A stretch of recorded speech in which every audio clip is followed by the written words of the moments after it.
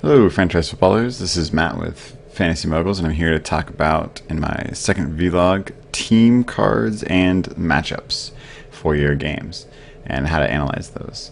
So the first thing you need to do is just kind of go to any games, but I'm just going to do this presentation in my daily games.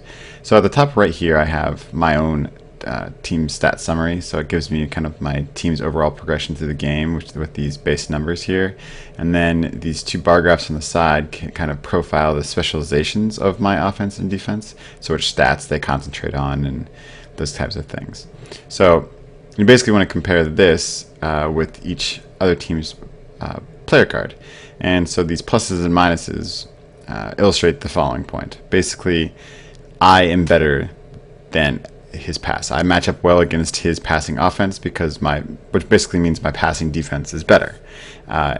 In turn, I do not match up well against his passing defense, which means that my passing offense is generally worse. Now, and that same analysis goes to any of these. So more pluses, the better off I am. More minuses, the worse off I am in a given category.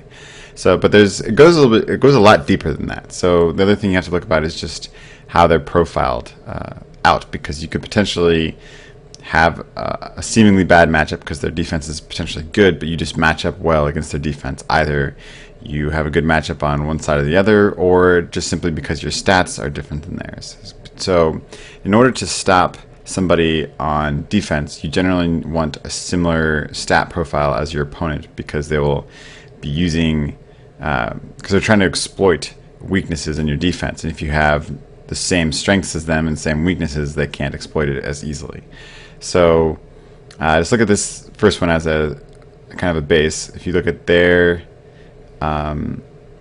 offense versus my defense, it's pretty similar. I think the main difference is I have better sack than he has protection, but in general their profile is pretty similar, and as you can see by this, I am better than him in both categories. So that's a really good matchup. And then on the offensive side of the football against his defense, again, he's got better overall numbers, but it looks like I might be better off in both speed and running than his defense is relative to our numbers. So this actually could be a decent matchup for me if I have good speed plays like sweeps and running plays, which my team does. So I actually think this is a pretty good matchup for me. And it is 80% chance of winning.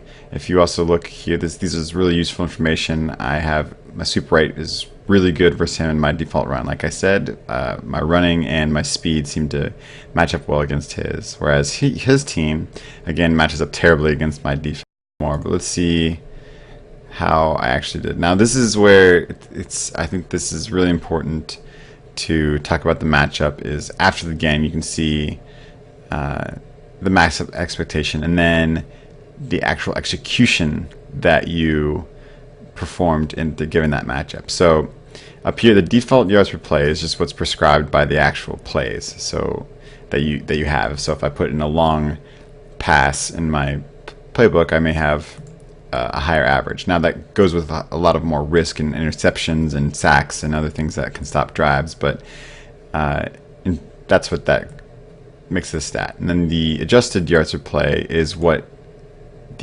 your plays would give you just based on the matchup that you have before you. So if this is a pretty decent matchup, or it's like basically a wash matchup, I am only 0.3 yards better for this matchup against this player. But in the actual game that was played, the actual execution, you can see this is lower because I performed 0.7 yards per play worse than I was expected going into the game, and a lot of that's because wide receiver one isolation. And so you'll see this quite commonly where pass plays, especially long pass plays like wide receiver one isolation, it's a byproduct of the risk reward because they're high risk or high reward plays. There's some games where I'll average 15 yards per play with them, and there's some like this game where I only average 1 yard per play.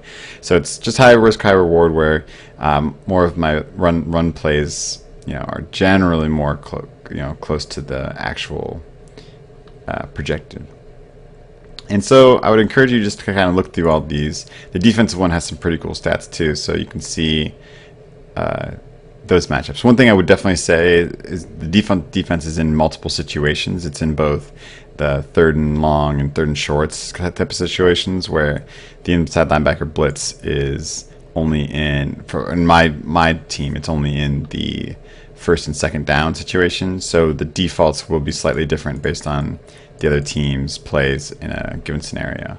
But other than that, I would just encourage you to look at these things after the game to kind of figure out why you lost. Say, it's because my sweep isn't good, and then you can actually go back and look at the opponent and maybe see if there's a side of the field that he was better on. You could potentially switch out your matchup for that.